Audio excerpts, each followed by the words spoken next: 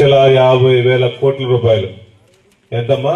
2,50,000 కోట్ల రూపాయలు అప్పు తీసుకొచ్చాడు. ఇంత అప్పు తీసుకొచ్చిన తర్వాత ఈ రాష్ట్రంలో అన్ని ప్రాంతాలు డెవలప్ అవ్వాలని ఉద్దేశం లేకుండా ఆయన డబ్బులు మొత్తం అమరావతిలో ఖర్చుపెట్టడం కోసం, వాళ్ళ మనుషుల కోసం, వాళ్ళ బినామీ కోసం ఎన్ని ప్రైవేటీకరణ చేస్తున్నారు. ఈ రాష్ట్రంలో మెడికల్ కాలేజీలు, మిగిలిన మెడికల్ కాలేజీలు కంప్లీట్ కావడం కోసం కావాల్సిన డబ్బులు ఎంతంటే 2,500 కోట్లు. ఆయన అప్పు తీసుకొచ్చిందేమో 2,50,000 కోట్లలో ఈ 2,500 కోట్లు ఎంత? 1%. ఈ 1% పెట్టేస్తే మెడికల్ కాలేజీలు అన్ని కంప్లీట్ అవుతా ఉంటాయి.